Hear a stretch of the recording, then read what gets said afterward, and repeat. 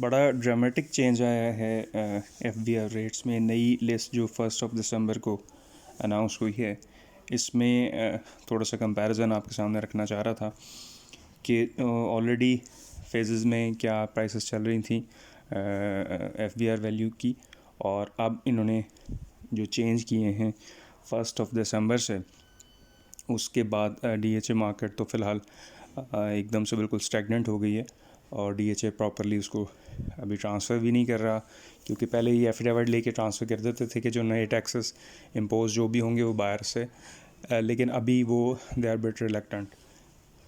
अभी हम थोड़ा सा अगर इसका कंपैरिजन देखें तो अगर हम 9 से बात शुरू कर लेते हैं, 9 में ये आप देख सकते हैं, मैंने दोनों को उसमें ब्लू वो रेट्स हैं जो पुराने रेट्स थे, और रेड में हाईलाइटेड हैं जो अभी 1 दिसंबर से रेट हुए हैं एफबीआर के। तो ये फ़ेज़ 9 है।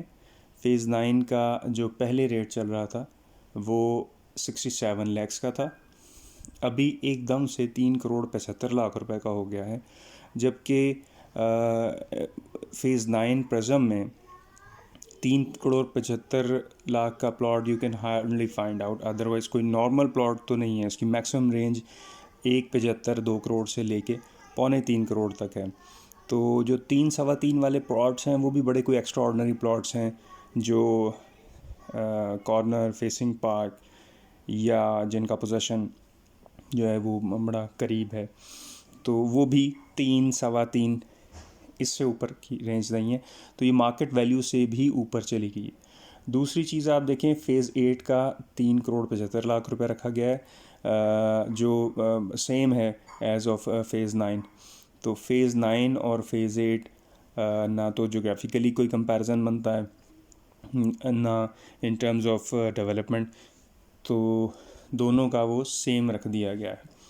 उसके बाद हम फ़ेज़ 7 की तरफ आते हैं। 90 लाख रुपए इसका चल रहा था अभी तक का रेट, जो अब रिवाइज़ होने के बाद 4 करोड़ 30 लाख रुपए पे चला गया।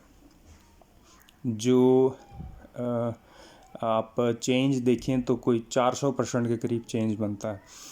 तो उससे अगेन वही बात आती है कि 4 करोड़ 30 लाख रुपए की तो मार्केट वैल्यू भी 7 में इस वक्त नहीं है। इसी तरह 1 करोड़ 70 लाख रुपए का आपका 6 का रेट था, ये 5 करोड़ 50 लाख रुपए पे रखा है। चेंज सब में आप देख रहे हैं, किसी में 300%, किसी में 400%। उसके बाद फ़ेज़ 5 1 करोड़ 80 लाख रुपए से, ये भी अगेन 6 के बराबर चला गया जी, 5 करोड़ 50 लाख रुपया। तो हमें कोई इसमें सीक्वेंस, कोई इसमें कोई मेथड जो अडॉप्ट किया गया हो ऑन ग्राउंड रियलिटीज़ पे बेस करता हुआ नज़र नहीं आ रहा लिस्ट में। ये ना तो मार्केट से मेल खाता हुआ लग रहा है, और ना ही जो है आपका कोई किसी न किसी फार्मूले के तहत बनाया गया हुआ लग रहा है। ये मार्केट पे बड़ा अजीब सा इम्पैक्ट, अभी तो सब बड़े इसको देख रहे हैं कि ये क्या चीज़ कर क्या दिया गया है। तो आने वाले दिनों में पता चलेगा कि इसका क्या, हमारी तरफ से, हमारी जो आर्बिट्रेशन है उसकी तरफ से भी इस पे, और बाकी जो और रियल्टर्स की बाकी यूनियंस हैं पूरे पाकिस्तान की, उनकी तरफ से इस पे अपना अपना स्टांस सामने लाया गया है, और इसको पूरी तरह कंडेम भी किया जा रहा है। अब देखते हैं कि ये कहाँ पे जाके सेटल होता है। माजी में हम लोग देखते हैं कि ये होता ऐसा ही रहा है कि जब आप एक बहुत हाई प्राइस देते हैं और फिर उसकी कोई ना कोई एहतजाज सामने आते हैं, फिर आप उसको सेटल कर लेते हैं कहीं ना कहीं इन बिटवीन।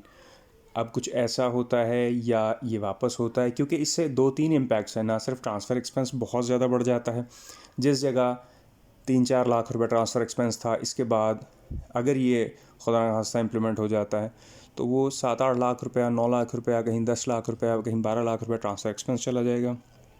एक तो ये चीज़। दूसरी इससे भी बड़ी चीज़ कि you have to have white money with you, और वो इस अमाउंट में होनी चाहिए, वरना अब से पहले अगर आप कोई 9 का प्लॉट ले रहे हैं तो आपको 67 लाख रुपीज़, या अगर आप कोई 7 का प्लॉट ले रहे हैं तो 90 लाख रुपये आपको जो है वो दिखाना था अपने जो भी आप टैक्स रिटर्न फाइल करते हैं। जबकि अब आपको 4 करोड़ 30 लाख रुपया दिखाना है, या आपके पास 3 करोड़ 75 लाख रुपया है if you are buying a plot in phase 9, तो 3 करोड़ 75 लाख रुपया आपके पास वाइट मनी, जिसका आप सोर्स प्रॉपरली इसको डिफ़ाइन कर सके, वो होना चाहिए। तो ये कुछ चीज़ें हैं जो बड़े ड्रामेटिक चेंज हैं। अल्लाह ताला सबके लिए बेहतर करे, इसमें कोई ऐसी राह निकले जो सबके लिए बेहतर हो। जज़ाकल्लाह खैर।